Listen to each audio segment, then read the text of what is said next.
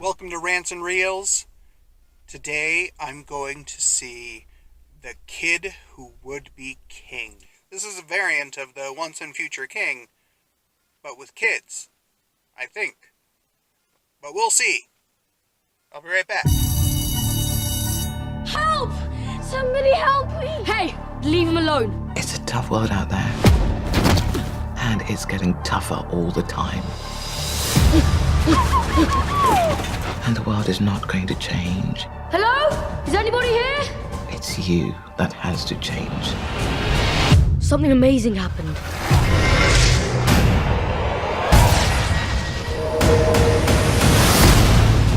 You have to see what I found. There's something written on the guard. Put it into Google Translate. It means Sword of Arthur. What if it's the sword in the stone? Alexander Elliot! It was you who drew the sword! This realm faces mortal danger! There are 4 days until the solar eclipse, when Morgana will enter the world of the living. And I'm supposed to stop her? That's ridiculous. I'm 12.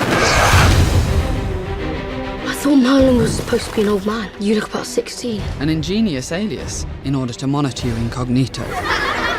You will need to assemble a team of knights. Arthur's knights gathered at a round table so that they were all equal. And look. Quick, Bedders, lift up the flaps. See? Oh my god, you're such a nerd. This is destiny. The 5 of us won't stand a chance on our own. We need to raise an army. Who will join us? How humiliating. This is instead of lessons today.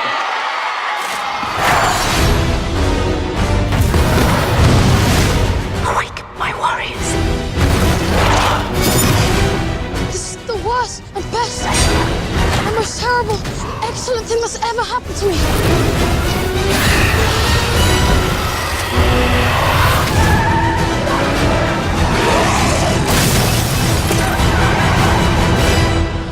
Where did you learn how to drive? Mario Kart. Mum, don't freak out, okay? Lady of the Lake, please return Excalibur.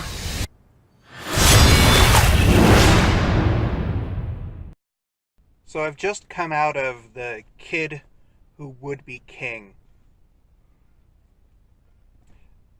I'm not the target demographic for this film.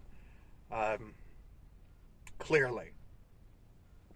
This is a film for kids. I mean, definitely, as the title indicates or alludes to, this is a fantasy film for children. Which, great. There need to be more of those. There need to be more, quality films made specifically for children that are not condescending, that are not films that don't beat them over the head with some life lesson. Now, there are quite a few, life lessons in The Kid Who Would Be King. It is a variation of, traditional morality tales. So there are those life lessons, but what this does is it doesn't beat the kids over the head with it.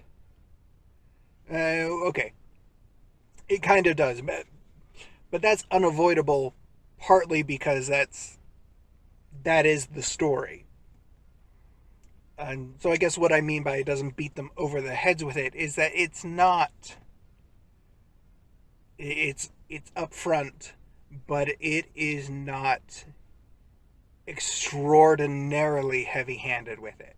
It feels a natural element in the storytelling, I guess, is kind of what I'm trying to get around to. Yes, it's predominant in the life lessons, but not so much that it detracts from the Arthurian legend, which has been pretty much reimagined in a fairly creative way. I really enjoyed it. This was written by Joe Cornish, also directed by, he directed Attack the Block.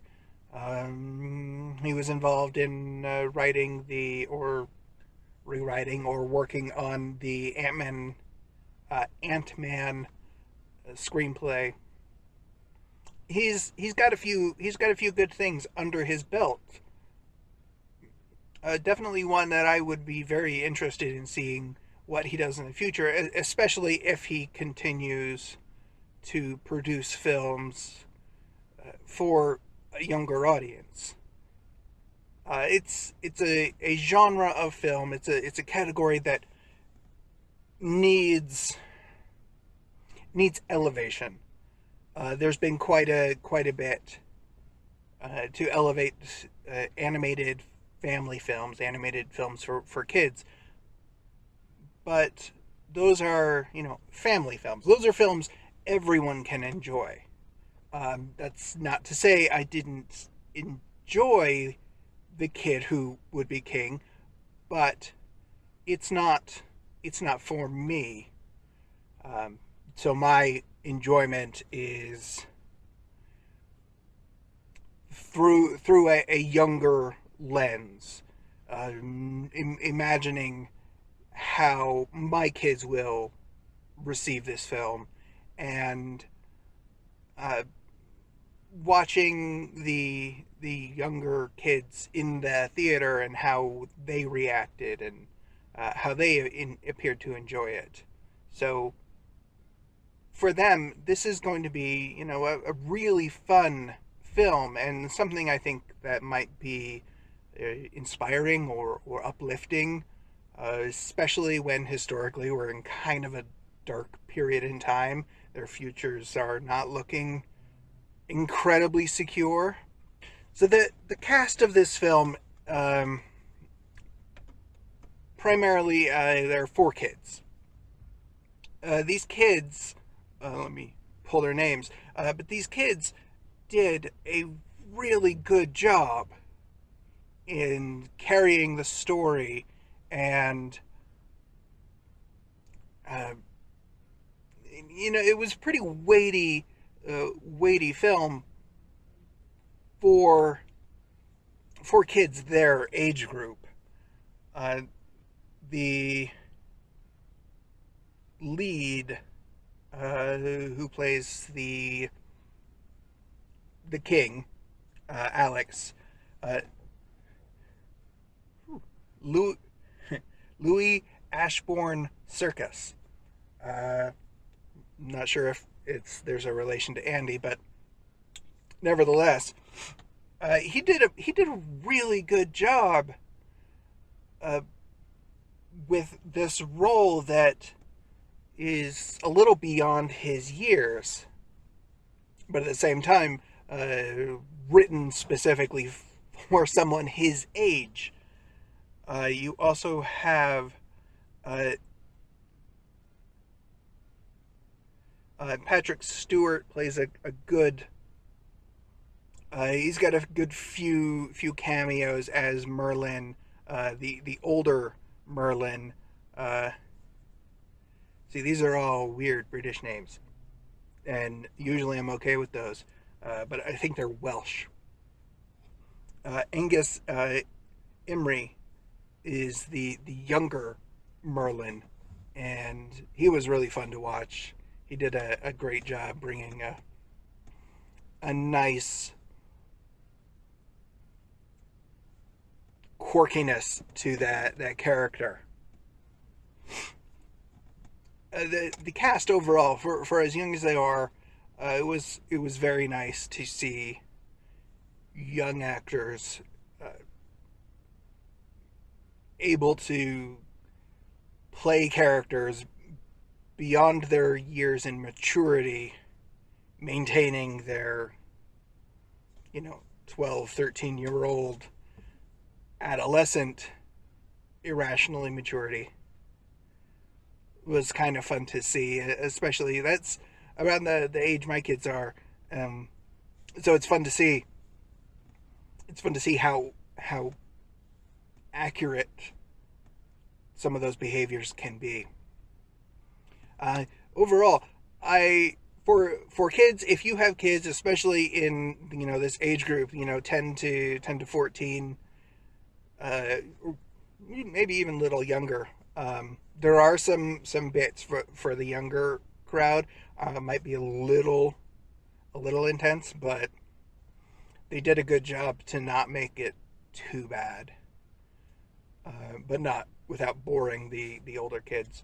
But that block of 14 to 10, 9 years old, they're gonna have a lot of fun. They're gonna be very entertained. They're probably gonna take something substantial away from the film, I would hope.